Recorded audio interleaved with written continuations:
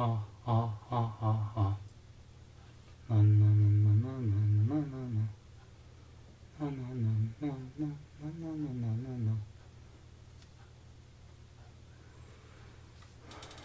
들어오고 있긴 한가 모르겠다.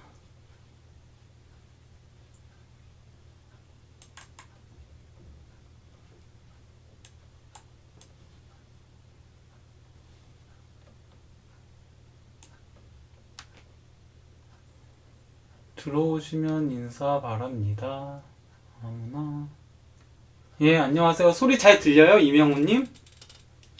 소리 잘 들리시나요?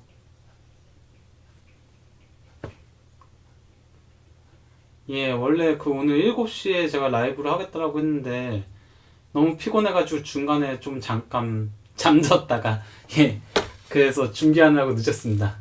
예, 안녕하세요. 4545 번지 중에 하다. 예, 번지 중에 하다? 4545는 뭐지? 아무튼 예. 뭐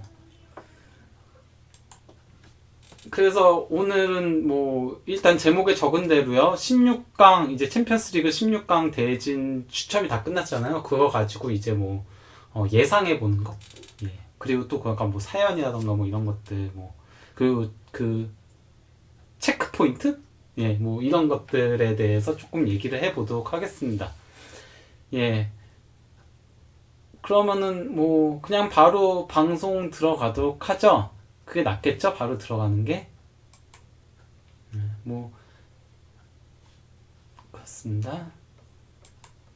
일단 예, 뭐 챔피언스리그 대진 발표가 다 끝났죠? 지난 월요일에 이렇게 뽑혔습니다. 다들 아시다시피 도르트문트와 파리 생제르맹, 그리고 레알 마드리드와 맨체스터 시티, 아탈란타, 발렌시아, 그리고 아틀레티코 마드리드와 리버풀, 첼시와 바이에른 뮌헨, 그리고 리옹과 유벤투스, 토트넘과 라이프치히, 그리고 나폴리, 바르셀로나. 예, 이렇게 16강 대진이 결정이 됐습니다. 일단 뭐 대진 대충 딱 보기만 하더라도 상당히 거가 밸런스가 잘 잡혀 있다는 느낌이 들죠. 뭐 그러니까 크게 그렇게 전력 차이가 나는 그 대진이 리옹하고 유벤투스, 그리고 또 이제 뭐 나폴리가 최근에 좀 안 좋으니까 나폴리하고 바르셀로나 정도? 그것도 그 나폴리하고 바르셀로나도 뭐 나폴리가 다시 좀 정신 차리면 어떻게 될지 모르는 거니까, 그러면 리옹하고 유벤투스 정도 제외하면은 좀 이름값들이 비슷비슷하게 상당히 그러니까 균형 잡힌 16강 대진, 아마 근년에 보기 힘들었던 상당히 그러니까 밸런스 잡힌 16강 대진이 잡혔다라고 할 수 있겠는데요. 뭐 여기는 이게 컸죠. 지난 조별리그 분석 때도 결산 때도 얘기한 거지만은 유럽 5대 리그에서 전부 다 나가다 보니까 어지간한 대진들은 좀 삐까삐까하게 잡힐 수밖에 없었다.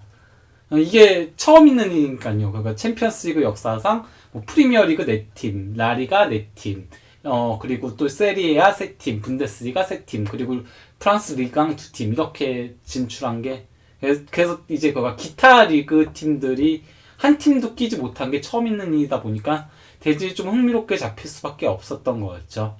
네. 그러면은 뭐 먼저 이제 도르트문트하고 파리 생제르맹 얘기부터 먼저 좀 해보도록 하겠습니다. 이 남자 빼먹을 수 없죠. 도르트문트와 파리 생제르맹의 맞대결에는 바로 투엘, 예, 투엘 더비로 조금 불리고 있는데요. 투엘이 그러니까 뭐 도르트문트 감독직을 맡다가 예, 이제 파리 생제르맹 감독직을 넘어가서 그런 건데, 이제 단순히 그러니까 이게 단순히 그러니까 전 도르트문트 감독 그게 중요한 게 아니고요. 헤어질 때 그렇게 좋게 헤어지지가 못했어요. 투엘하고 도르트문트하고 상당히 그러니까 안 좋게 헤어졌었거든요. 문제가 그러니까 투엘이 아마 많이들 아실 거예요. 그 버스 테러 사건 있잖아요. 버스 테러 사건이 있었을 때 그때 이제 투엘이 경기가 끝나고 기자회견에서 약간 좀 폭탄 발언을 했었습니다. 우리는 경기를 지연하고 싶었다. 그 뒤에 하고 싶었는데 UEFA에서 경기를 강행하라 해가지고 우리는 할 수밖에 없었고, 그러다 보니까 이제 선수들이 충격을 받은 상태에서 뛰어가지고 이것 때문에 그러니까 도르트문트가 모나코한테 패하게 된 거였다. 그렇게 이제 얘기를 했었는데, 근데 이제 거기에 이제 UEFA 사무국하고 도르트문트 스네진들하고 다 난리가 난 거죠. 그런 적이 없다. 투엘이 경기해도 된다라고 해가지고 이거 경기해도 되겠어 했는데도 경기해도 된다. 그냥 하자. 그래가지고 하게 됐다라는 게 이제 UEFA 사무국하고 그리고 또 이제 도르트문트 스네진들의 주장이었습니다. 그것 때문에 이제 양측이 그 도르트문트 스네부들하고 투엘이 완전히 갈라서게 됐고요. 그래서 결국 투엘이 그 해에 포칼 우승을 차지했음에도 도르트문트에서 그가 사임하게 경질되게 된 그런 일이 됐었고, 심지어 재판장에도 왔었거든요. 투엘이 그때 그래서 이거 관련된 증언을 하기 위해 재판장에도 왔었을 정도로 좀 시끌시끌했었다라고 할 수 있겠죠.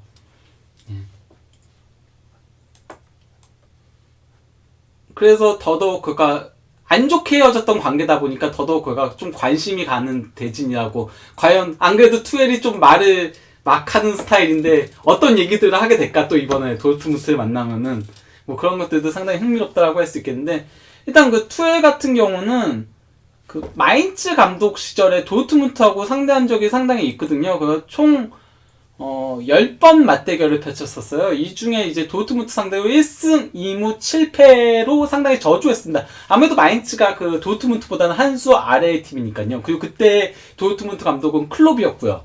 거기다 어쨌건 그 1승 2무 7패로 상당히 안 좋은 편에 속하는데, 특히 최근 6연패 포함 8경기 1무 7패로 단 1승도 거두지 못했습니다. 그 정도 그 도르트문트한테 좀, 아무리 그럴까 마인츠하고 도르트문트의 전력 차이를 감안하더라도 투엘이 또 의외로 바이에른 뮌헨한테는 강했었거든요. 바이에른 뮌헨한테는 강했는데 도르트문트한테는 상당히 약점을 보였다라고 할 수 있겠죠. 물론 그가 파리 생제르맹은 다른 팀이지만요. 그리고 이제 파브르 같은 경우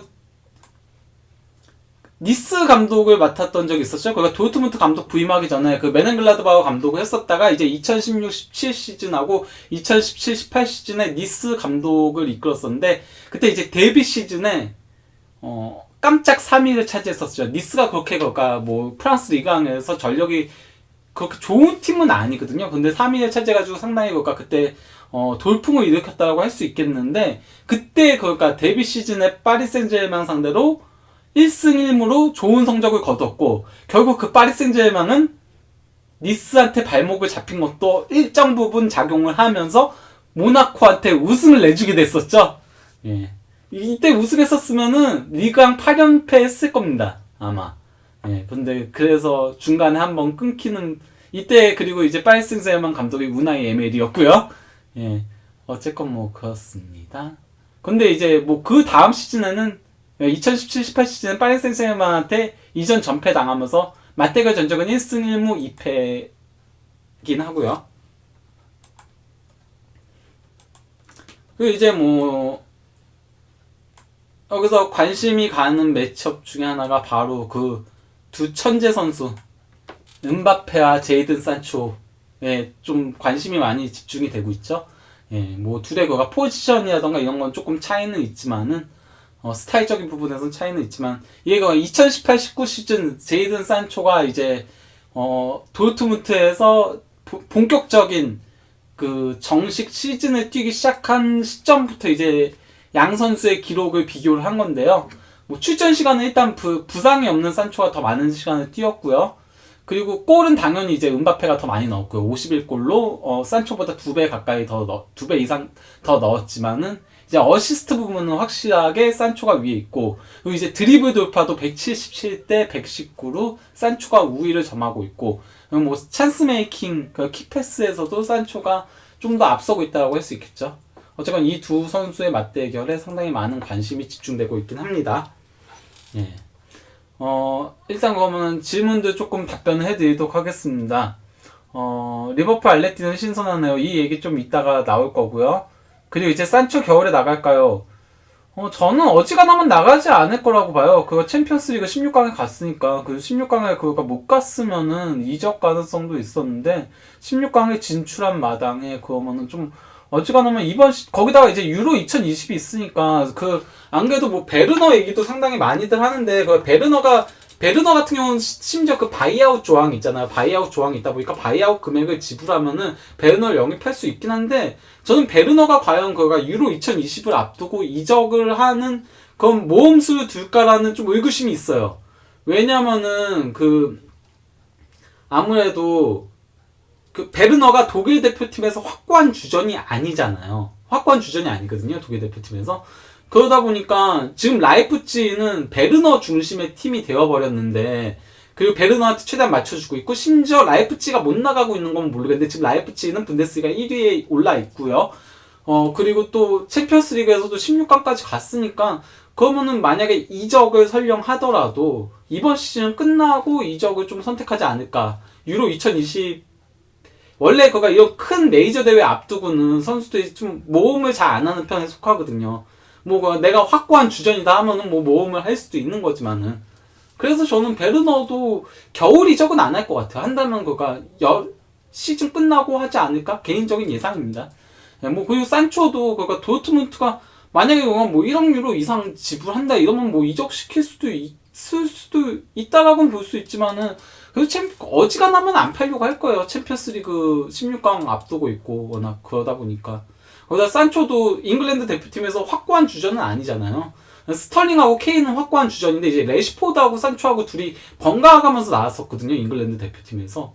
그런 것들 감안하면은 지금 안 그래도 오도이도 부상 이후에는 완전히 출전 시간 줄어들고 나서 폼이 무너지면서 요새 너무 못하던데 오도이 나올 때마다. 그래갖고 오도이 유로 2020 못 갈 것 같거든요. 개인적으로는 지금 상태면은 물론 아직 반년이 남았으니까 그 사이에 어떤 일이 있을지 모르겠지만은 현재의 모양새면은 오도이는 유로 2020 못 갈 것 같은데 산초도 좀 조심해야죠. 그래서 그럴 것 같습니다. 개인적으로는. 어쨌건 산초 떠날 선수는 떠날 선수라고 봅니다. 떠날 선수는 떠날 선수인데 과연 그가 이번 겨울이겠냐라는 거죠. 개인적으로 그렇게 보고 있습니다. 그러면은 이제 그 다음에 두 번째를 좀 살펴보도록 하겠습니다. 레알 마드리드하고 맨체스터 시티. 가장 어떻게 보면 이번 16강 대진에서 이름값이 높은 대진이라고 할 수 있겠죠. 그래서 좀 가장 관심도를 많이 끌만한 대진이라고 할 수 있는데, 일단 맨체스터 시티하고 레알 마드리드 하면은 지단, 과르디올라 이 둘의 맞대결에 가장 관심이 가고 있죠. 둘이 이제 선수 시절에는 좀 많이 붙긴 했었는데 감독은 둘이 아직까지 제대로 붙어본 적이 없거든요. 그래서 이제 그것 때문에 좀 관심이 많이 집중되는 경기인데요. 일단 지단 같은 경우는 챔피언스 리그에서 39경기 25승 그리고 3회 연속 우승. 3연속 우승 챔피언스 리그. 둘 다 챔피언스 리그 우승이랑 상당히 친숙한 챔피언스 리그에서 성과를 상당히 잘 낸 감독들이죠. 과르디올라 같은 경우는 물론 맨체스터 시티에서 조금 주춤하고 있긴 하지만은 바이에른 뮌헨까지만 하더라도 매번 챔피언스 리그 준결승 보증 수표였죠. 연속 챔피언스 리그 준결승에 계속 나갔었고 또 이제 바르셀로나 시절에는 트래블 위협도 달성을 했었고 그리고 또 2번 챔피언스 리그 우승을 차지하기도 했었죠. 이제 과르디올라 같은 경우는 레알 마드리드 상대로 17전 9승 4패 상당히 좋은 성적을 올리고 있는데요.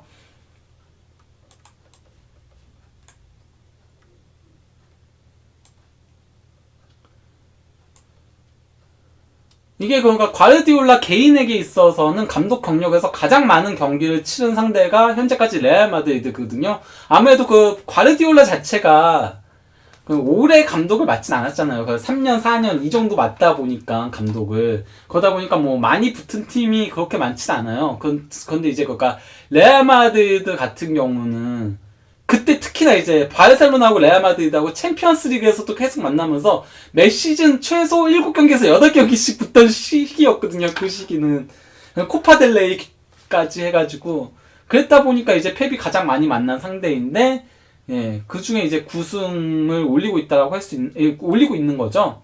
이게 9승 자체가 하나 더 기록을 보여드릴 게 있는데요. 21세기 들어서 그 레알 마드리드 상대로 발베르데, 예, 애칭의 발베르데입니다. 왜냐면 발베르데가 빌바오 감독도 했었으니까 과거에 그가 발베르데와 시메오네와 함께 레알 마드리드한테 가장 많은 승리를 거둔 새 감독입니다. 3명이 동률을 기록하고 있다라고 할 수 있겠죠. 예.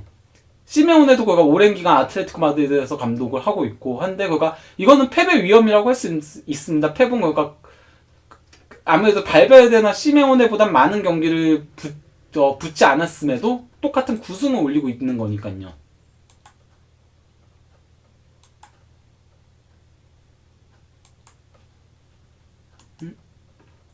잠깐만요.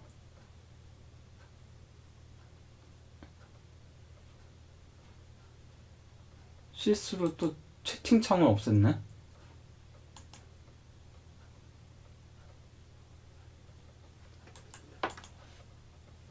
아, 왜 또 이런 실수를 한 건지. 애드소스. 잠시만 기다려주세요. 죄송합니다.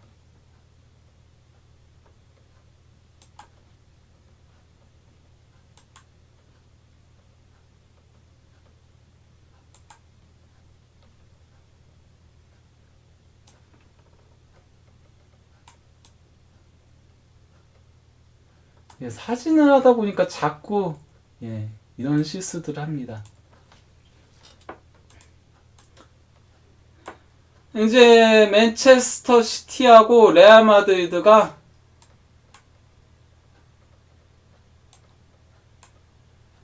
2015-16 시즌 준결승전에서 붙었었죠. 예, 이때가 이제 맨체스터 시티가 구단 역사상 처음으로 그 챔피언스리그 준결승에 진출했던 페레그리니의 마지막 시즌이었는데요. 이때 그가 양 팀의 그 1차전은 0대0 무승부로 끝났었고요. 맨체스터 시티 원정에서 이제 홈에서 레알 마드리드 홈에서 그때 그 1대0으로 레알 마드리드가 승리하면서 그러면서 결승에 올라갔었는데 그때 이제 선발 라인업입니다. 보면 뭐 레알 마드리드는 그래도 아직도 있는 선수들이 제법 있죠. 반면에 그 맨체스터 시티는 좀 바뀐 선수들이 제법 있는 편에 속하죠. 예. 어쨌건 뭐 이때 이랬었다는 걸 얘기 드리는 겁니다. 예. 그러면 또 이제 중간 얘기들, 그 댓글 얘기들 조금 하도록 하겠습니다. 요즘 투엘이랑 미넨이랑 연결되던데 투엘하고 미넨은 뭐 상당히 오랜 기간 동안 뭐 연결되어 오고 있죠.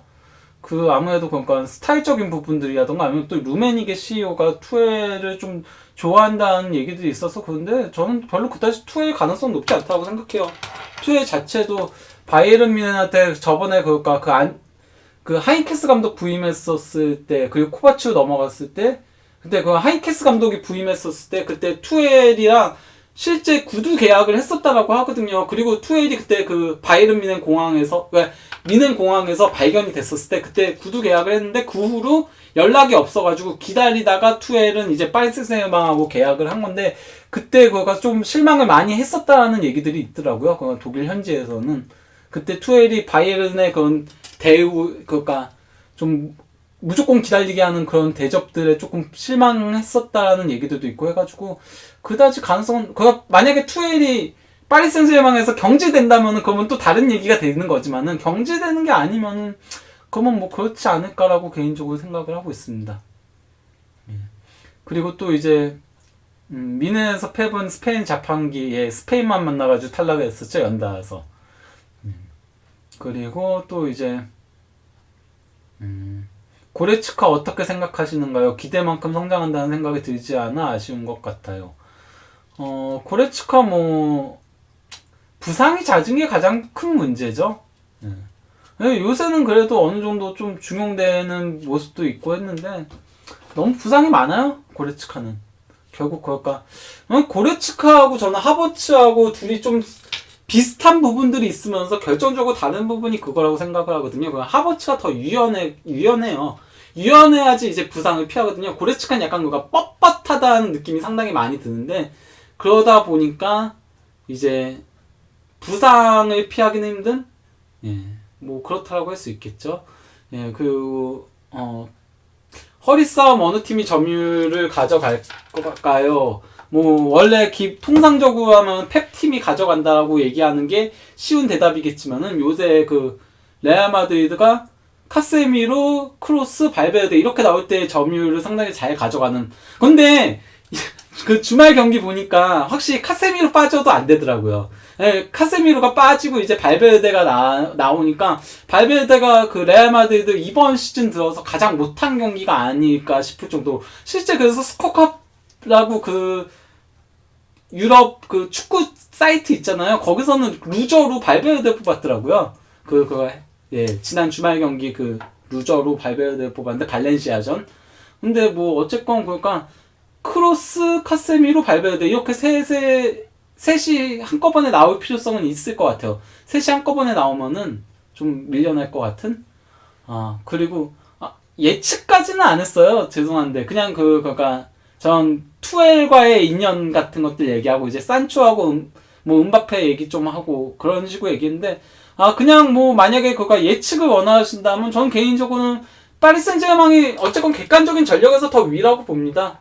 실제 뭐 경기력적인 부분에서도 파리 생제르맹이 더 좋았었고 도르트문트는 일단 안 좋긴 했었잖아요. 올라오긴 올라왔지만 좀 꾸역꾸역 올라온 감도 있고 그래서 이제 파리 생제르맹이 더 위의 팀이라고 보긴 하는데 파리 생제르맹이 최근에 연달아서 16강에서 계속 탈락하는 그런 징크스가 있었잖아. 지난 시즌에 맨유한테 그렇게 탈락할 거 누가 예상이나 했습니까? 그것도 1차전에서 대승 거두고 심지어 포그바까지 퇴장으로 못 나오고 그때 부상자도 많았거든요. 맨유가 부상자도 많고 했었는데 그랬는데도 맨유가 이겼잖아요. 심지어 부폰의 말도 안 되는 실수들도 발생하고 부폰답지 않은 볼을 잡다가 놓치는 실수하고 그러면서 그게 뒤집어지는 거 보면은 제가 축구판은 모르는 것 같긴 합니다. 예, 그래도 그냥 객관적인 전력이라던가 이런 거 보면은 현 시점에서는 파리 생제르맹을 탑독이라고 봐야죠. 아무래도 도르트문트보다는. 예. 뭐 그렇다라고 할 수 있겠습니다. 참고로 맞다. 훈메스가 전의를 상당히 불태우겠네요. 훈메스가 투엘 싫어하는 걸로 유명하거든요. 그래서 투엘이 바이에른 뮌헨 감독 부임 얘기 나왔을 때도 훈메스가 보드진한테 투엘 영입하지 말라고 그러고 했다라고 하더라고요. 흥미로운 게 있는데 훈메스가 투엘 밑에서 완장을 찼었거든요. 그리고 훈메스가 한동안 주춤했었잖아요. 한동안 그가 부상도 많고 하면서 도르트문트에서 힘든 시기를 보냈을 때 훈메스를 다시 부활시킨 게 투엘이었거든요. 그때 왜냐면은 그가 훈메스가 피자도 너무 많이 먹고 그래갖고 좀 체중 관리가 안 됐었더라고요. 이거는 그가 훈메스 본인도 얘기했습니다. 본인이 체중 관리가 잘 안 돼서 그래서 그때 맨유 이적 거의 된다 얘기 나왔을 때 맨유가 실제 훈메스한테 오퍼를 했을 때 훈메스가 맨유를 거절했었을 때 한 얘기가 그거거든요. 이적이 싫은 게 아니라 자기가 아직 이적할 때가 아니라고 생각을 한다. 그가 조금 더 폼을 살리고 나서 이적을 하더라도 하겠다라고 그렇게 얘기를 했던 시기였어요. 그러고 나서 바이에른 뮌헨으로 갔었지만요. 근데 그때 그러니까 투엘이 피자를 못 먹겠다라고 하더라고요. 훈메스한테. 예, 그렇게 지시를 하고 또 이제 주장 완장을 채운 다음에 훈메스를 계속 불러가지고 너무 지시를 많이 했대요. 그러니까 잔소리 진짜 많이 했대요. 잔소리를 진짜 많이 해가지고 투엘의 주특기거든요. 투엘 맨날 불러가지고 말 엄청 많이 하거든요. 그것 때문에 징글징글해가지고 투엘 다시 보기도 싫다라고 뭐 그런 식의 얘기를 했다는 루머들이 있습니다. 독일에서. 예, 그런 루머들이 있을 정도 하다 보니까 아무래도 훈메스는 조금 더 투엘 상대로 예, 전의를 불태우지 않을까 뭐 싶습니다. 거기다 어쨌건 도르트문트 선수들 중에서 투엘을 좀 안 좋아하는 선수들이 왜냐면 도르트문트에서 투엘은 사방팔방이 다 적이었다라는 그런 보도까지 있을 정도였다 보니까 도리어 떠난 오바메양, 떠난 덴벨레가 투엘하고 관계가 좋았었죠. 그래서 뭐 오바메양하고 덴벨레하고 둘 다 투엘에 대한 존경심 같은 것들을 표한 적도 있었고요. 예, 뭐 그렇습니다. 홀란드 거치에 대해서는 모르겠어요. 아직 좀 더 지켜봐야 될 것 같아요. 뭐 그러니까 라이올라는 홀란드를 아무래도 차근차근 끌어올리고 싶다라는 얘기들이 영국 현지에서도 나왔었으니까 그런 보도들이 영국에서도 그렇게 왜냐면은 대부분의 언론들을 보면은 결국 해당 국가들이 자기네들한테 입맛에 맞게 보도들을 하거든요. 그래서 뭐 예를 들어가지고 맨유, 도르트문트가 같이 이렇게 뭐 라이프치 이렇게 연결되어 있으면은 잉글랜드 쪽은 맨유를 헤드라인으로 뽑아요. 그래서 맨유 이적에 근접하다 이렇게 하고 독일 쪽은 이제 뭐 이제 도르트문트 이게 당연한 거거든요. 그래야지 판매도 되는 거고 하니까. 그런데 이제 그 라이올라가 홀란드를 빅클럽으로 바로 보내기보다는 한 단계 거쳐서 그래서 이제 이적을 계속 시키고 싶어 한다 이런 얘기가 잉글랜드 쪽에서도 나왔었기 때문에 전 그래서 뭐 잉글랜드 그거는 사실일 것 같아요. 그거 자체는 사실일 것 같은데 근데 뭐 어쨌건 홀란드가 그리고 또 이제 라이프치히하고 도르트문트 공항에 들린 거는 이미 알려져 있죠. 실제 뭐 그가 공항에 와가지고 그래서 훈련장까지 와가지고 얘기까지 나눴다라고 그러긴 하는데 근데 뭐 일단 잉글랜드 쪽에서는 홀란드가 뭐 그가 솔샤르하고의 인연, 그 솔샤르가 몰데 감독 시절에 홀란드를 직접 지도해가지고 프로 데뷔 시켜가지고 키워낸 것도 있고 뭐 하다 보니까 세 군데가 다 가능성이 있지 않을까 싶어요. 라이프치, 도르트문트, 맨유. 그리고 뭐 맨유라고 해서 딱히 그렇게 뭐 주전 경쟁이 저는 크게 힘들 거라고 생각은 안 하거든요. 도르트문트, 라이프치히랑은 엇비슷할 거라고 생각하기 때문에 뭐 바이에른 뮌헨 같은 경우 바이에른 뮌헨이 홀란드를 포기했다라고 보도들이 나온 것들이 있는데 그거는 그럴 수밖에 없다고 생각해요. 홀란드 자체가 싫다라고 했을 거예요. 그 라이올라 쪽에서. 왜냐면은 바이에른에는 레반도프스키가 여전히 정정한데 바이에른 가면은 나올 수 없잖아요. 그리고 레알 마드리드 벤제마 아직 정정하잖아요. 바르셀로나도 뭐 수아레스가 좀 부침이 있다라고 하더라도 수아레스 어쨌건 있고 메시 있고 그러다 보니까 뭐 본인이 이제 그가 더 맨이 되기가 힘든 거잖아요. 더 맨이 되기가 힘든데 그러니까 뭐 라이프치히나 도르트문트나 그러니까 맨유는 좀 비슷비슷하다라고 봐가지고 그래서 세 군데 다 가능성은 있지 않을까 생각을 합니다. 예.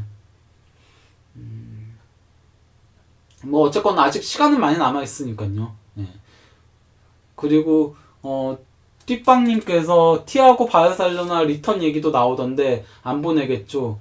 뭐 저는 아직은 티아고는 좀 지켜봐야 된다고 생각해요. 그러니까 풀릭이 그러니까 풀릭 감독 부임하고 나서 조금 밀려난 건 사실이거든요. 밀려난 건 사실인데 풀릭 감독이 어쨌건 임시 감독이니까요. 정식 감독이 아니니까 그 정식 감독이라면은 그러면은 티아고도 고민을 하겠지만은 임시 감독이고 뭐 당장 겨울에도 바뀔 수도 있는 거고 어쨌건 플릭 체제로 계속 가진 않을 거거든요. 최소한 이번 시즌 끝나고는 바뀔 건데 새 감독 하에서의 그 플랜이 어떻게 잡힐지도 모르는 거기 때문에 티아고는 그래서 뭐 아직 더 기다려 보긴 해야 된다고 생각을 합니다.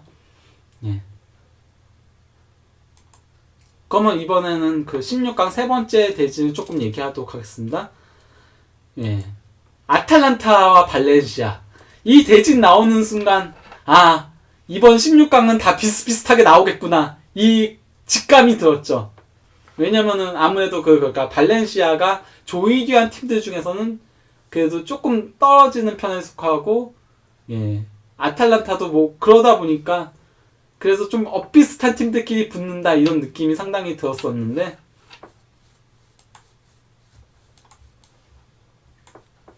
아무래도 아탈란타 자체가 챔피언스리그 천여 출전이다 보니까 별로 할 얘기가 없는 팀이긴 하거든요. 챔피언스리그에 관련돼선.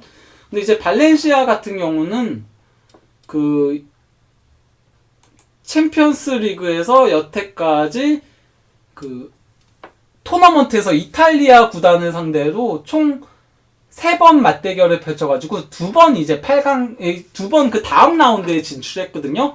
근데 이제 먼저 그 1999-2000 시즌에 8강에서 라치오를 꺾고 준결승에 올라갔습니다. 그래서 이제 그때는 결승까지 올라가가지고 레알 마드리드한테 패했었고요. 결승전에서. 그리고 이제 그 다음 시즌에도 발렌시아는 결승전까지 올라가가지고 그때는 또 이제 바이에른 뮌헨한테 2번 다 승부차기 끝에 패했었죠. 바이에른 뮌헨한테. 승부차기 끝에 패하면서 2시즌 연속 준우승에 그치는 좀 아픔이 있었는데요.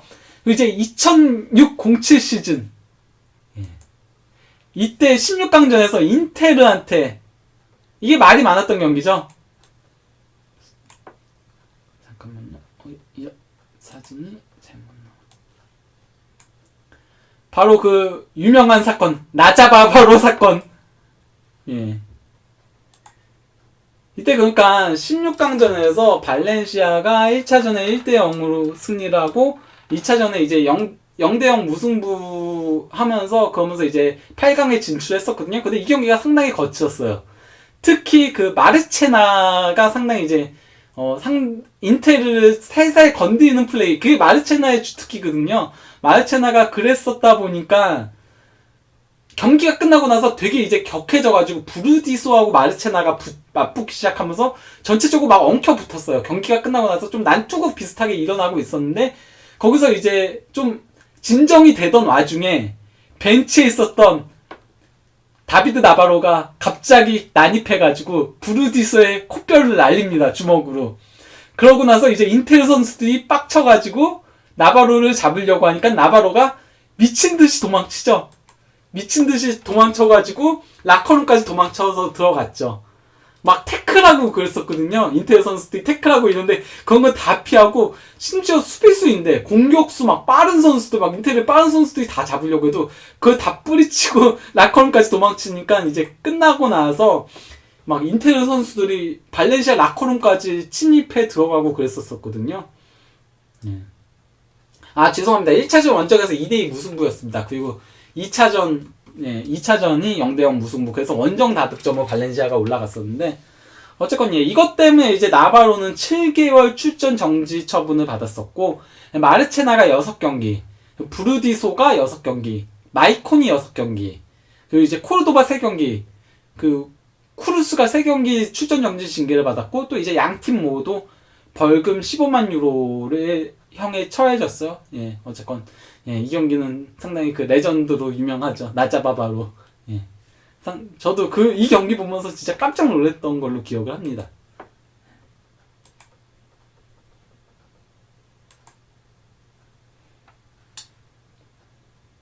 이번에는 그 아틀레티코 마드리드하고 리버풀 얘기를 좀 해보도록 하겠습니다. 아까 안 그래도 그 안필드의 기정님이었나요? 저기 그 리버풀 알레티는 신선하다라고 하셨는데, 네.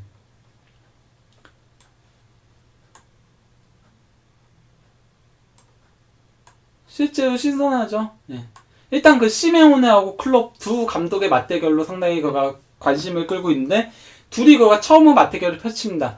거기다 이제 클롭하고 시메오네 둘 다 약간 좀 뭐랄까, 노동자, 그 속칭 말하면 유럽에서는 그 블루칼라의 감독이라고 얘기를 하거든요. 좀 노동자 이미지가 나는 감독.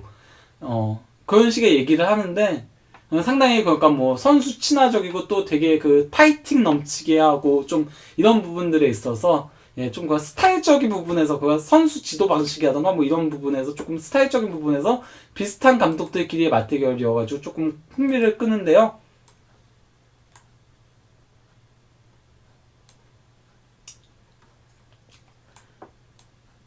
리버풀하고 아틀레티코 마드리드가 토너먼트에서 맞대결을 펼친 거는 2009-10 시즌 유로파리그 준결승전. 이때가 유로파리그 아마 첫 해였죠?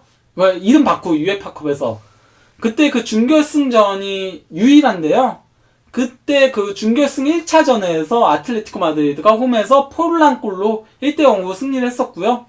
그리고 이제 2차전 원정에서 그 전반전에 베나윤 골로 1대 0으로 리버풀이 이겼거든요. 그래서 연장전까지 갔었습니다. 연장전까지 갔는데 이제 연장전에서 그 포르란이 골 넣으면서 그러면서 이제 아틀레티코 마드리드가 2대 1로 승리하면서 그러면서 아틀레티코 마드리드가 올라가게 됐었죠.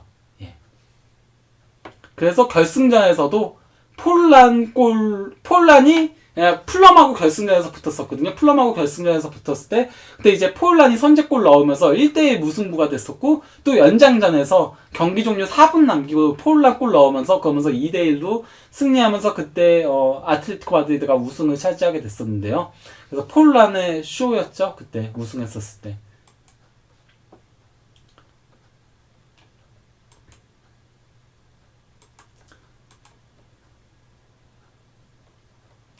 그러면은 이제 첼시하고 바이에른 뮌헨의 16강 대진에 대해서 조금 얘기를 해보도록 하겠습니다. 아무래도 이제 첼시하고 여기 이제 타이이님께서 뮌헨이 복수 성공할까요 했는데 안 그래도 첼시하고 바이에른 뮌헨의 경기는 저걸로 관심을 끌고 있죠. 2011-12 시즌 챔피언스리그 결승전 리벤지 매치로 이제 관심을 끌고 있는데 그때 바로 주장이 램파드였죠. 주장 완장을 찾던 사람이. 네. 그래서 결승전에서 승부차기에서 첼시가 4대3으로 바이에른 뮌헨한테 이기면서 그러면서 구단 역사상 첫 챔피언스리그 우승 트로피를 들어올렸었는데요.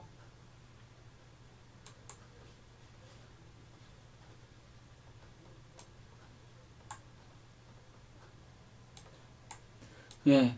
유프러브님이 얘기대로 그때 거의 다 이긴 경기였죠. 그러니까 밀러의 골로 승리하는 듯 싶었는데 경기 종료 2분을 남기고 드록바가 헤딩 슈팅으로 골을 넣으면서 그러면서 1대1이 됐고 거기다 연장전에 로벤이 페널티킥을 놓치는 그냥 체이한테 막히는 그런 실수 범하면서 승부차기까지 가가지고 그때 패했었는데요.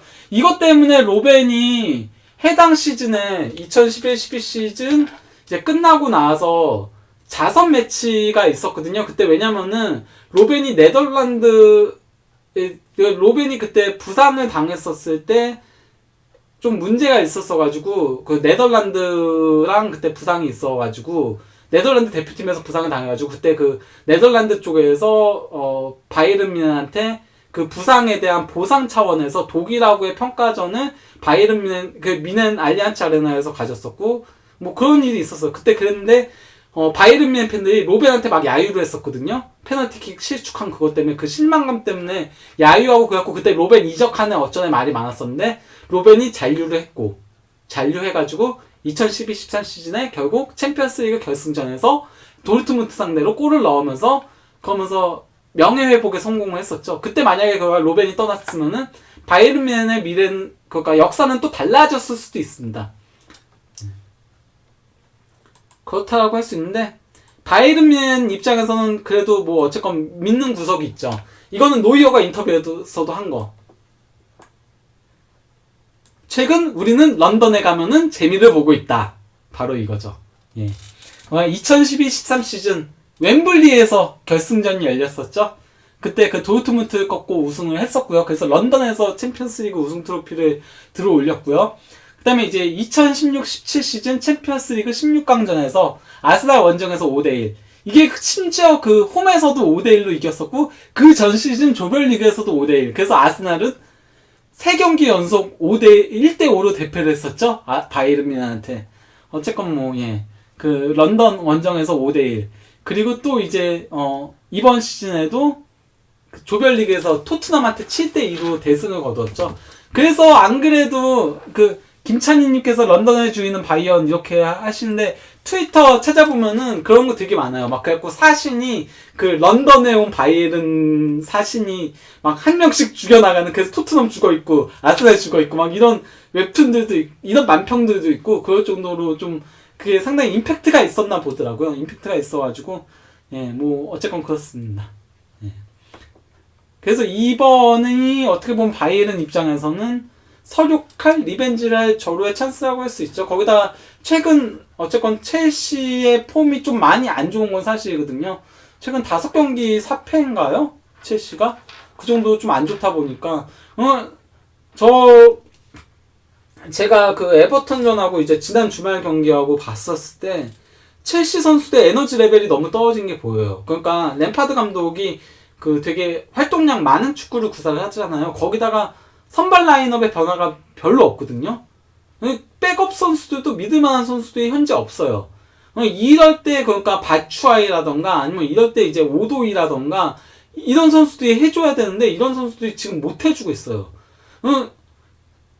특히 그 바추아이 초반에는 상당히 쪼커로 많은 골을 넣어줬었거든요. 초반에는 좋은 활약을 펼쳤는데 최근에 못하면서 이렇게 되면은 지루를 그동안 안 쓴 게 대체 무엇이 되는 건가 싶은 그런 심정이 들 정도로 이 선수들이 되게 못해주다 보니까 지금 플리식하고 아브라함하고 막 윌리안하고 이런 선수들이 다 방전된 게 눈에 보이는데도 대신 내보낼 선수들이 없는 거예요.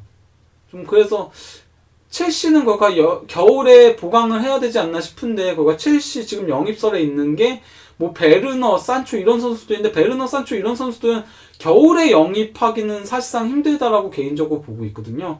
그러면은 뭐 결국 겨울에 영입할 수 있는 선수는 자아 정도밖에 없지 않을까 현실적인 목표는요. 반면에 그러니까 뭐 베르너 같은 선수들 이런 선수들 영입하려면은 뭐 플리식처럼 영입해야 되지 않을까 싶어요. 그러니까 다음 시즌에 가세야 하는 걸 왜냐면 그 유로 2020 같은 건 변수들 때문에 개인적으로 그렇게 높지 않다고 생각합니다. 뭐 사우도 비슷한 케이스라고 할 수 있겠죠. 사우도 영입하려면 이게 쉽지가 않아요. 거기다 유로 2020을 앞두고 있기 때문에 더 쉽지가 않아요. 예. 그래서 예. 객관적인 전력을 놓고 보면 아무래도 바이에른 뮌헨이 좀 더 유리하다라고 할 수 있겠죠. 그 다음에 리옹하고 유벤투스 가장 할 얘기 없는 경기죠. 왜 할 얘기가 없냐면요. 리옹 망했습니다. 리옹 사실상 이번 시즌 데파이 원맨 팀이라고 할 수 있을 정도인데요. 데파이가 십자인대 파열이 됐습니다. 거기다 이제 데파이와 함께 원투펀치를 형성하고 있는 애들레이드 선수까지도 부상을 당했죠. 둘 다 십자인대죠. 그래서 두 선수 다 못 나와가지고 리옹은 현재 사실상 꿈도 희망도 없습니다. 이번 16강에서 가장 어떻게 보면 모든 팀들이 원했던 팀이 리옹이 아닐까 싶어요. 너무 안 좋아요. 심지어 이번 시즌 리그에서 성적도 안 좋거든요. 리그에서 성적도 8위로 현재 안 좋은데 스타드렌하고 경기에서 두 선수가 부상으로 아웃된 것 때문에 사실상 리옹은 힘들지 않나 싶습니다. 그래서 유벤투스가 쉽게 4위의 유벤투스가 지난 조별리그 결산 때 얘기했잖아요. 5승 1무라는 호성적에도 경기 내용은 그렇게 좋지 못했다라고 얘기했는데 그래도 리옹은 너무 쉬운 상대를 만났어요. 그래서 가장 할 얘기가 없다라고. 도리어 그러니까 네덜란드하고 리옹이 비상이 걸렸죠. 특히 네덜란드 이번에 유로 2020 우승에 도전할 수 있는 적기였는데 그래서 그동안 네덜란드가 유로 2016하고 그 월드컵 2018 월드컵 연달아서 본선 진출에 실패했잖아요. 그러면서 자존심에 상당히 상처를 받았는데 이번 유로 2020이 그걸 만회할 절호의 기회였거든요. 근데 데파이가 네덜란드 대표팀에 물론 뭐 대용 있고 뭐 반다이크 있고 많은 선수들이 있지만은 대체 불가한 선수는 데파이 하나였어요. 실제 그 네덜란드가 최근에 데파이가 부상을 못 나왔었을 때 계속 못 이겼거든요. 네덜란드 대표팀만 놓고 보면은 반다이크고 대용이고 다 필요 없어요. 데파이가 가장 중요해요. 왜냐면 유일하게 대체가 안 되는 선수니까요. 대용이 없으면 뭐 어쨌건 뭐 바이날둠하고 뭐 다른 선수들 뭐 프레둠하고 뭐 이런 프레퍼하고 이런 선수들로 어떻게든 대체가 돼요. 수비도 어쨌건 뭐 데리그트하고 그런 선수들로 대체가 되거든요. 대체가 되는데 공격은 대체할 선수가 없어요. 그래서 네덜란드도 지금은 상당히 큰 비상이 걸렸다고 할 수 있겠죠. 뭐 새로운 신예 선수가 등장하지 않는 이상에는 좀 힘들지 않나 싶습니다. 개인적으로는. 도니 말렌이 아니면은 진짜 확 터져버리던가. 그나마 그래도 데파이 역할을 해줄 수 있을 거란 가능성이 있는 선수는 말렌 정도밖에 없으니까요.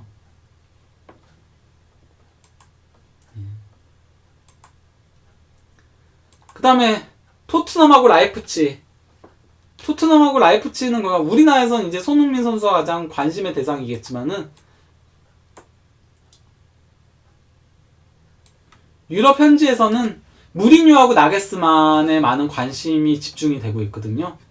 왜냐면 그러니까 이제 일단 나게스만이 처음 등장했을 때 베이비 무리뉴라는 애칭으로 불렸었어요. 베이비 무리뉴라는 애칭으로 불렸었는데 그 이유가 그러니까 무리뉴도 무명 선수, 그러니까 사실상 선수 경력이 없다시피 하다라고 할 수 있잖아요. 선수 경력이 있긴 있어요. 선수 경력이 있긴 한데 사실상 이게 압박 빼고 거의 들어간 걸로 제가 알고 있거든요. 무리뉴의 선수 생활은 압박 빼고 들어가가지고 그래서 그러다가 이제 뭐 통역관 하다가 감독이 된 좀 특이 케이스여가지고 근데 이제 나게스만 같은 경우도 유스 때 이제 장기 부상, 아우크스부르크 유스 때 1860 미넨 유스부터 시작해가지고 유스 때 장기 부상 당해가지고 일찌감치 감독을 그만두고 그러고 이제 어린 나이에 감독에 부임해가지고 그래서 천재 소리 들으면서 승승장구했던 거. 무리뉴도 처음 감독에 부임하자마자 승승장구했었기 때문에 그런 부분들 때문에 비슷하다라고 해가지고 그래서 이제 베이비 무리뉴 뭐 이런 식의 애칭들이 있었어요. 이렇게 그가 호펜하임 시절인 건데 베이비 무리뉴 이렇게 애칭이 있었고 크라마리치 호펜하임 공격수인 크라마리치도 그러니까 나게스만에 대해서 그 베이비 무리뉴라는 애칭에 대해서 나게스만은 그런 애칭을 받을 자격이 충분히 있다. 그러니까 자기가 여태까지 만난 감독들 중에 최고였다. 뭐 이런 식의 얘기들을 했는데요. 근데 잠깐만요. 둘 사이에 또 재미있는 인연이 있습니다. 바로 1987년에 무리뉴가 선수 은퇴를 했었고요. 나게스만은 1987년에 태어났고요. 레드불 에너지 드링크 레드불이 1987년에 설립이 됐습니다. 그래서 1987년에 대체 무슨 일이 있었던 거지? 뭐 이런 거? 예, 뭐 그렇다고 할 수 있겠죠.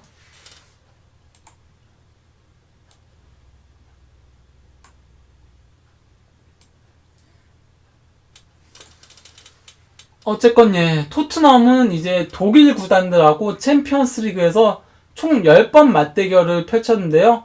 5승 2무 3패로 우위를 점하고 있죠. 특히 이제 도르트문트한테 승리했던 게 컸었죠. 이제 예.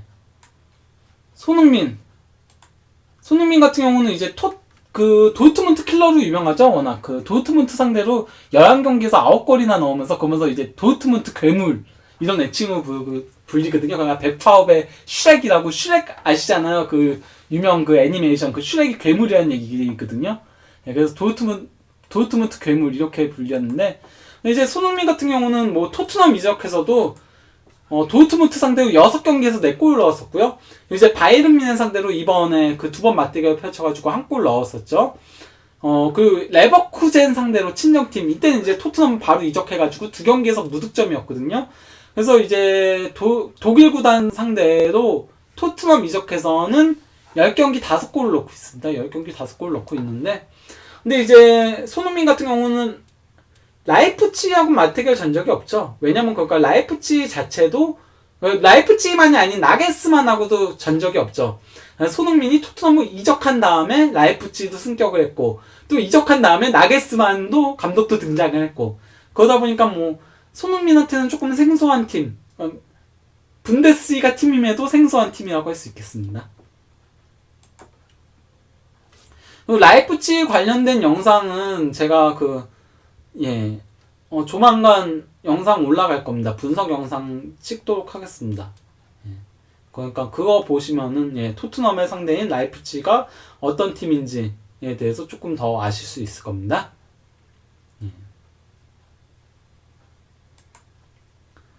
그럼 이제 마지막 나폴리하고 바르셀로나 얘기를 좀 해보도록 하겠습니다. 여기도 그렇게 뭐 크게 할 얘기는 없어요. 왜냐면 나폴리가 챔피언스리그 경력이 별로 없는 팀이다 보니까 나폴리가 좀 챔피언스리그 대진운이 안 좋죠. 조별리그에서도 항상 안 좋은 편이어가지고 조별리그에서 조기 광탈하는 경우들이 많았고 16강에 2번 올라갔는데 한 번은 이제 첼시 만나가지고 탈락했는데 그때 이제 첼시가 2011-12 시즌에 우승했죠. 심지어 그때 나폴리가 카바니 함식 이때였는데 그때 1차전에서 이기고 2차전에서 연장까지 가가지고 원정 다득점 원칙에 의해서 아쉽게 탈락했었죠. 이제 레알 마드리드한테 또 16강에서 맞대결 펼쳐가지고 졌고 그때 레알 마드리드가 우승했고 이 정도 좀 지지난 시즌이었죠. 16강 대진이 안 좋은데 그래서 뭐 나폴리가 별로 그렇게 얘기할 만한 게 많은 팀은 아닌데 바르셀로나가 조금 얘기할 게 있죠. 바르셀로나가 그러니까 그 최근 7번의 챔피언스리그 토너먼트에서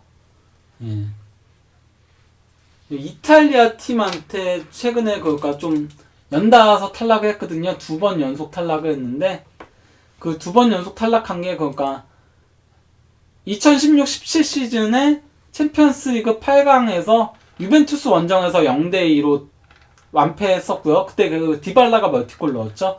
이제 홈에서 0대0 무승부로 그렇게 탈락했었고, 그 다음 이제 그 문제 로마의 기적 2017-18 시즌 1차전에 4대1 대승을 거뒀지만 2차전에 0대3 대패를 당하면서 그러면서 원정 다득점 원칙에 의해서 탈락을 했고, 이게 상당히 그가 바르셀로나 선수들한테는 트라우마가 됐거든요. 트라우마가 돼가지고 그 다음에 이제 리버풀하고의 안필드의 기적에서도 희생양이 됐었고, 그 이제 다큐멘터리 올라온 거 많이들 보셨잖아요. 거기서 이제 막 1차전에서 전반전 1실점밖에 허용하지 않았는데도 여전히 유리한 상황이었음에도 막 알바가 눈물을 흘리고 막 그러면서 선수들이 막 멘탈적으로 흔들리는 그런 문제들이 있었는데, 뭐 거기에 단초를 마련했던 게 로마였는데, 최근에 그러니까 바르셀로나가 좀 그 이탈리아 팀들한테 상당히 약점을 보이고 있다고 할 수 있겠죠. 그래서 이 어떻게 보면 나폴리전이 바르셀로나 입장에서는 이탈리아 약세를 조금 넘어설 수 있느냐 없느냐. 특히나 그때 그 인테르가 우승했었을 때도 2009-10 그때도 어쨌건 뭐 그때 뭐 화산재 폭발 그런 일들이 많아가지고, 그래서 뭐 밀라노 원정까지 버스로 이동하고 하는 그런 악재들이 있긴 했지만은 그때도 뭐 탈락하고 이랬었으니까 준결승전에서. 예. 뭐 그렇다고 할 수 있습니다. 예. 그러면 16강 대진 관련해서는 다 얘기했고요. 댓글 얘기들이랑 좀, 그리고 뭐 물어보시고 싶으신 것도 있으면은 물어보시면은 좀 얘기를 해보도록 하겠습니다. 이번에 그나마 역배라. 역배 자체가 그렇게 많지가 않잖아요. 역배로 부를 만한 매치업 자체가 그렇게 많지 않은데, 근데 그 비윈에서는 맨시티, 레알 마드리드, 맨시티 페이버릴 수 있더라고요. 뭐 이거 같은 경우는 뭐 가장 노려볼 만한 역배 배당이 아닐까 싶긴 하고, 예. 왜냐면 그 맨체스터 시티가 요새 경기력이 상당히 좀 문제가 있으니까요. 특히 수비 쪽 불안이 있는데, 라포르테가 과연 16강까지 정상적으로 돌아올 수 있을까?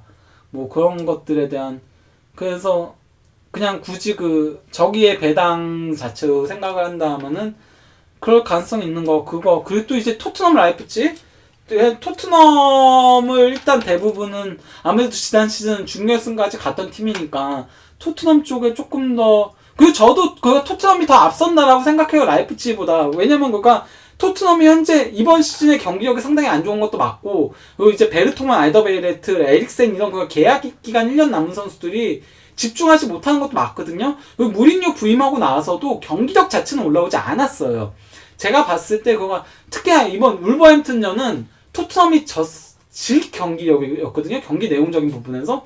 특히나 이제 이 경기에서는 윙크스가 안 나오고 시소코하고 다이어가 중원에 나오다 보니까 둘은 백패스밖에 안 하더라고요. 둘이 백패스하면 롱볼 보내면은, 최근에 무리뉴 부임하고 나서 토트넘이 4승 1패로 좋은 성적을 올리고 있긴 하지만은 그게 그 대진운이 좀 좋았거든요. 일정이 좋았어요. 그러니까 뭐 본머스 이런 팀, 웨스트햄 이런 팀들 만나가지고 그런 것도 있고, 케인, 알리, 손흥민, 모우라 이런 선수들이 다 개인 능력으로 골을 넣고 있어요. 그러니까 진짜 최근에 토트넘의 골들은 만들어 나가는 골이 아니고 원더골이거든요. 손흥민 막 혼자 돌파해가지고 넣고, 지난 주말에도 모우라 막 미친 골 넣고, 그리고 케인 골도 환상이었고, 이번에 그 울버햄튼전에 그 베르통은 헤딩 골도 저는 예술이었다고 생각했었고, 왜냐면 상당히 먼 거리였어요. 먼 거리여가지고 거기서 헤딩이 그렇게 들어갈 줄 몰랐어요. 근데 그게 들어갔었거든요.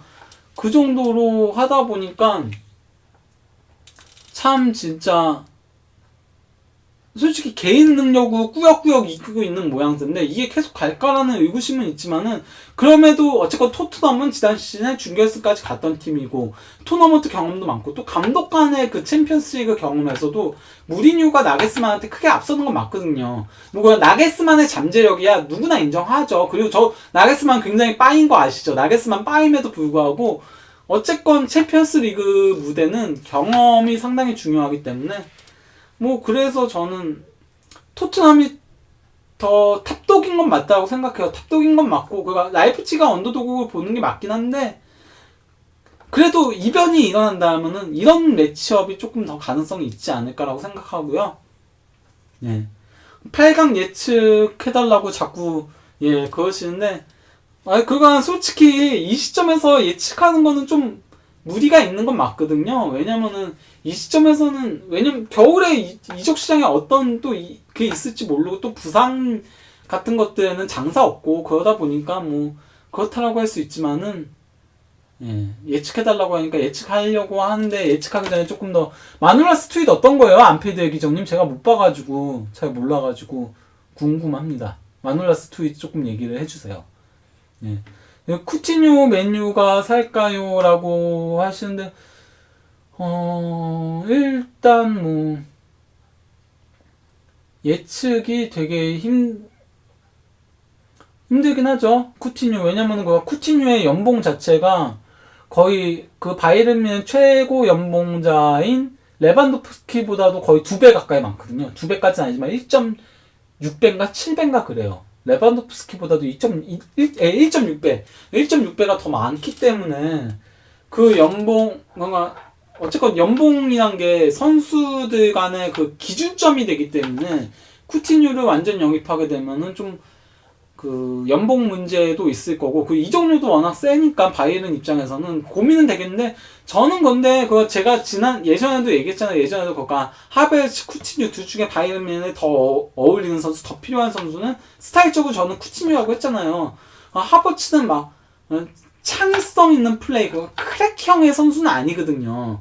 기능적인 선수에 더 가깝죠. 기능적인 선수에 더 가까운데 바이에른 뮌헨에 저는 필요한 선수는 크랙적인 기질을 가진 선수라고 생각해가지고 그래서 저는 솔직히 하버츠랑 쿠티뉴랑 둘 중에 누구 영입할래 하면은 저는 쿠티뉴를 선택하겠습니다. 저라면은 뭐 장기적인 미래 그 독일 뭐 이런 것들 생각하면은 지난 방송에서 그 가연 씨가 그랬잖아요. 제가 저라면은 산초와 사네 중에 산초 영입하겠다 하니까 가연 씨는 그래도 바이에른 보드지는 사네 영입할 겁니다. 사네 영입할 겁니다. 왜냐면 독일이라는 건 국적 메리트도 있고 하다 보니까 뭐 그런 식의 얘기들이 나온 건데 그래서 좀 그런 것들 때문에 잘 모르겠어요. 조금 더 지켜봐야 되지 않나 생각을 합니다. 저는 쿠티뉴 영입하는 게 좋지 않나 하고 제 개인적으로 그렇게 생각하고 있습니다. 뮌헨 겨울 이적 시장에서 누구라도 영입을 할까요? 뭐 거기에 대해서는 일단 수비 쪽 영입해야죠. 수비 언제까지 이렇게 돌려막기 할 건가요? 지금 수비 쪽은 부상 더 발생하면은 더 이상 내보낼 선수도 없지 않나요? 지금 바이에른 뮌헨의 수비로 나오는 자원이 파바르 그리고 킴미가 오른쪽 풀백에 내려올 수 있지만 킴미 사실상 수비형 미드필더에 고정되어서 뛰고 있죠. 사실상. 근데 어쨌건 파바르, 킴미, 하비, 보아탱 그 알라바 센터백 나오고 있죠. 알폰스 데이비스 6명으로 지금 포백을 돌리고 있는데 여기서 더 부상자 발생하면 그리고 그러니까 알라바 센터백도 이게 계속 물론 기대 이상으로 잘해주고 있고 하지만은 좀 문제도 있다라고 생각하고 그래서 우나이 누네스 잘 모르겠습니다. 지금 바이에른 뮌헨에 어울릴 만한 선수일까에 대한 의구심은 좀 있습니다. 뭐요? 뭐 때문에 물어본 건 분인데 왜 혼나는 느낌이죠? 어떤 거 때문에 그렇게 얘기하셨죠? 혼내는 거 아닙니다. 혼내는 거 아니고 어쨌건 일단 수비 쪽을 보강을 먼저 해야 된다라고 생각합니다. 개인적으로 그쪽은 보강이 필수라고 생각합니다. 선택이 아닌 필수이지 않을까. 쥘레가 어쨌건 시즌 아웃인데 쥘레 시즌 아웃에 뭐 이런 것들 생각하면은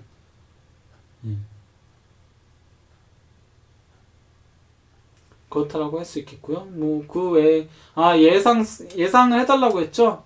알폰소 굉장히 잘하죠. 알폰소 조만간 영상 찍을 겁니다. 제가 지난 라이브 때도 얘기했지만요. 그래서 이제 그 한만성 기자라고 꼴닷컴에 있잖아요. 미국에 있는 사람인데 미국에서 되게 오랫동안 있었고 그래서 MLS 취재도 많이 다니고 해가지고 그래서 그 기자랑 전화 연결로 그거 물어볼 겁니다. 전화 연결은 아니죠. 정확하게 얘기하면은 카카오톡 음성 대화 연결로 알폰소 데이비스 MLS 시절엔 어땠나? 그러니까 캐나다 그 밴쿠버 화이트캡스 시절엔 어땠나? 그거에 관련된 것도 조금 물어보려고 합니다. 네.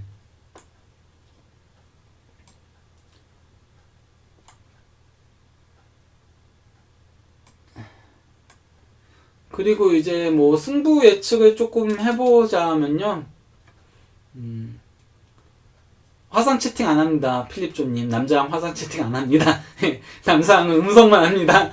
예. 도르트문트 파리 생제르맹. 그냥 객관적으로는 파리 생제르맹의 승리를 조금 예상합니다. 뭐 분데스리가 팬.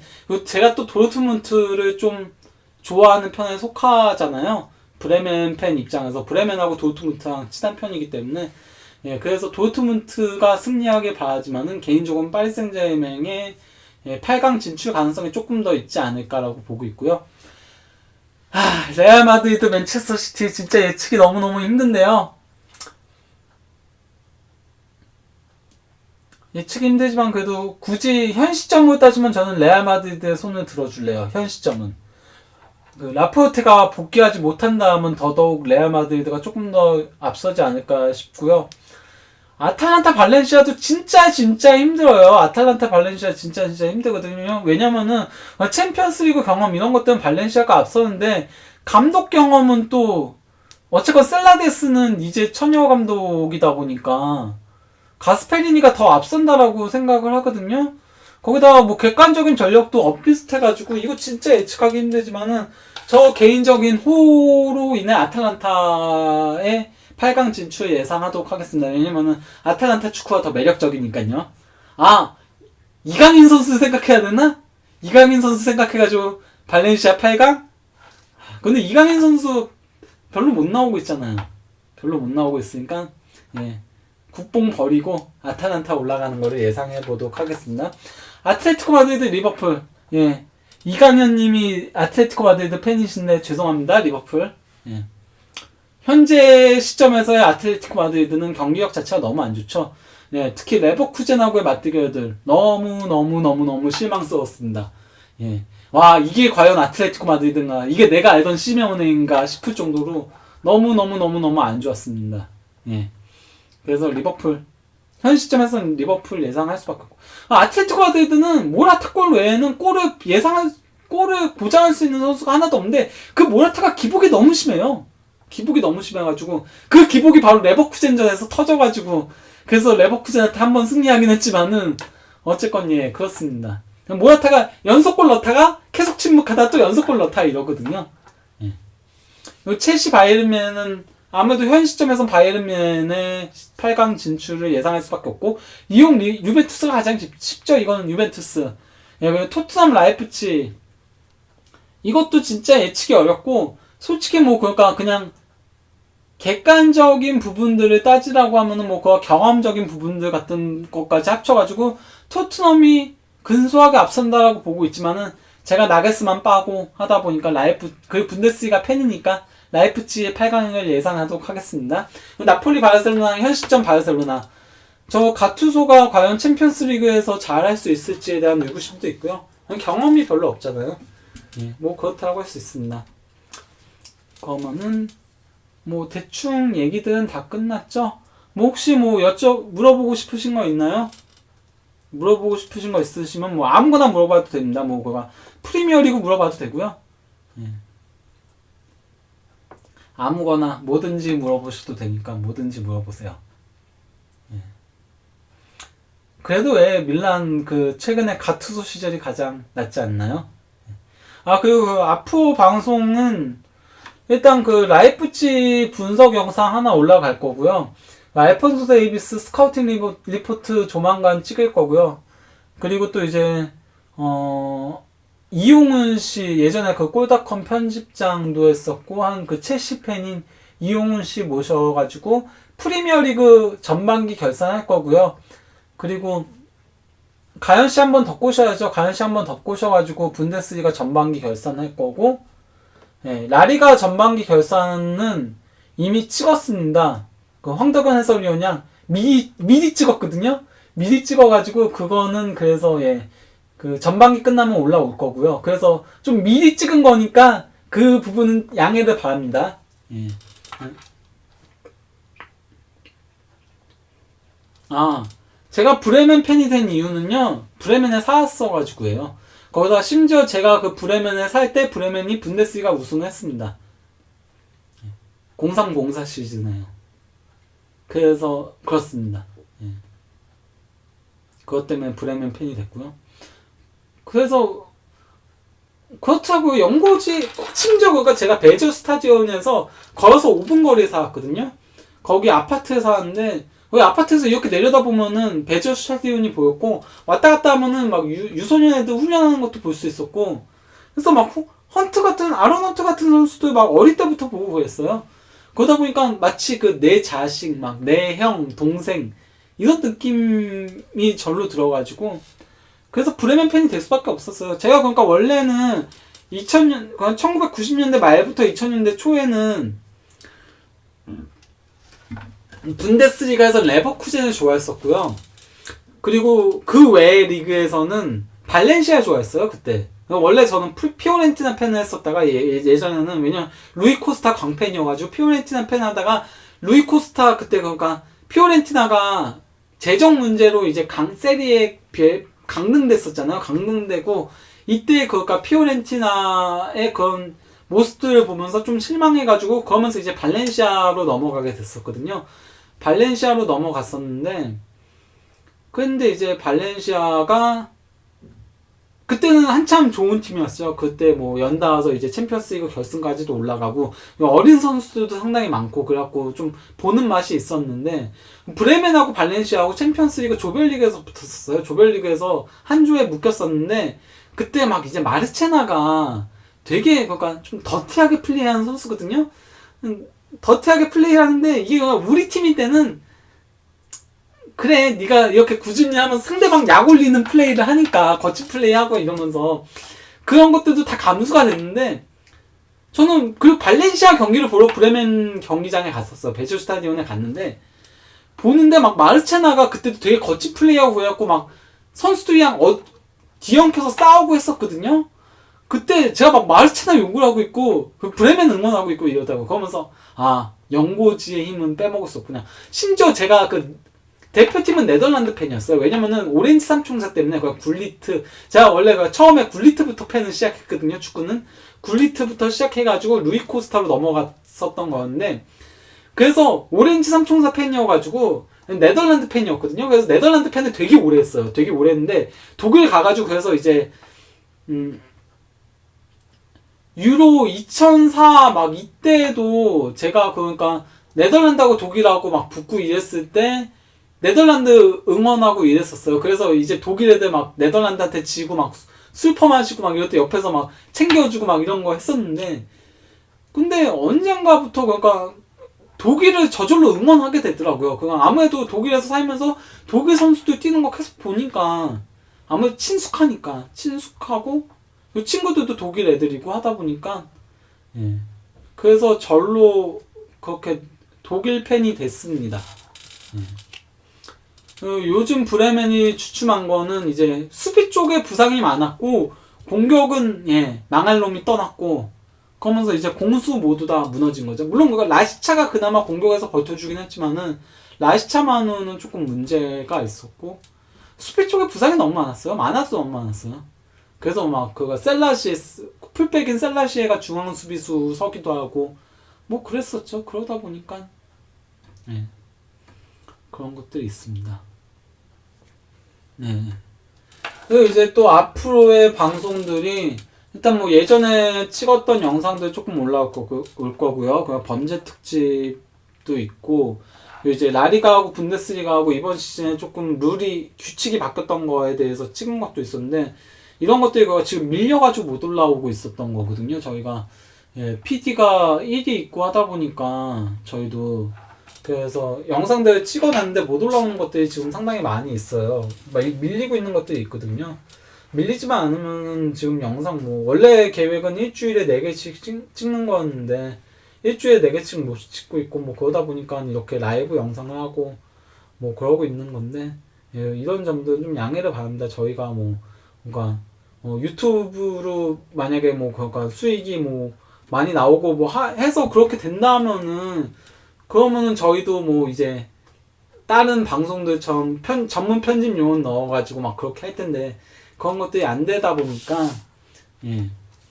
그래서 뭐 그렇습니다. 예. 아, 이강현님께서 팬딩 얘기도 해달라고 하셨는데 저희 1호 팬딩 회원이시죠? 예, 1호 팬딩 회원이신데 어쨌건 예, 라이프치 분석 영상 올라가는 거는 이강현님께서 그 찍어달라고 요청을 하셔서 예, 하는 거고요. 저희가 뭐 팬딩 회원이 되시면은 이제 뭐 혜택이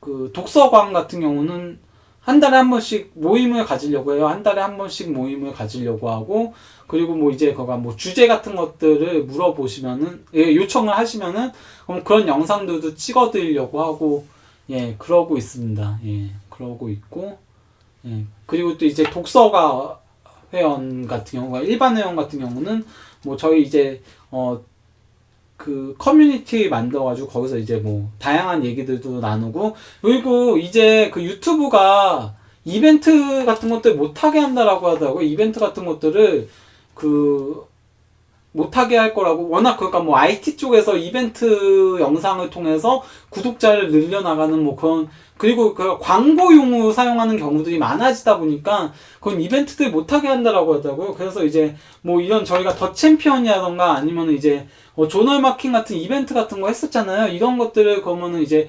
회원들, 그 팬딩 회원들에게 할 수밖에 없을 것 같아요. 그래서 그쪽에다가 뭐 그런 것들은 그 뽑는 영상을 올려가지고 그런 식으로 할 수밖에 없을 것 같습니다. 네, 그래서 뭐 그 부분은 좀 양해를 바랍니다. 유튜브에서 그 이런 것들 막는다라고, 그래서 채널 폐쇄로 간다라고 하더라고요. 그래서 다른 채널들도 보니까 이벤트를 미리 다 12월 10일에 다 끝냈더라고요. 12월 10일부터 이게 약관이 바뀌어가지고 그렇게 간다라고 하더라고요. 저희가 지금 한스미디어라고 출판사랑 얘기를 하고 있어요. 저희 이름이 독서축구다 보니까 좀 그래서 책 지원을 좀 사람들한테, 그 회원들한테 할 수 있는 그런 방법이 없을까 해가지고, 그래서 대신 뭐 이제 저희도 책 소개들 같은 것들도 하는 영상들을 찍겠죠. 그래서 뭐 예를 들면 뭐 이제 질라탄 동상 무너졌을 때 나는 질라탄이다 딱 보여주면서, 예, 말매랑 뭐 이런 인연이 있다 뭐 이런 얘기도 하고, 뭐 포체티노 감독 얘기 나오면은 이제 뭐 포체티노 자서전 딱 보여주면서 포체티노가 뭐 이런 식의 얘기들을 했다 뭐 이런 식의 얘기들을 하겠지만은, 어쨌건 뭐 그러면서 이제 회원분들한테 뭐 한 달에 한 권씩이라도 책 지원을 해드리는, 그래서 독서 축구라는 이름에 좀 맞는 그런 모습들을 보여주려고 합니다. 예. 뭐 대충 그렇습니다.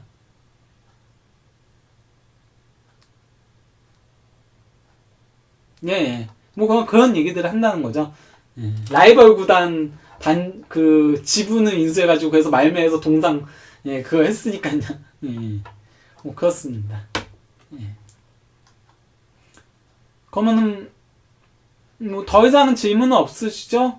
뭐 프리미어리그 관련된 질문들도 좋습니다만, 뭐 라리가도 좋고 세리아도 좋고, 저 뭐 어쨌건 어지간한 리그들 다 보는 편이니까요. 예. 그러면 이쯤에서, 예, 라이브 방송을 종료를 하도록 하겠습니다. 예, 그러면은 다들 좋은 하루 마무리하시기 바랍니다.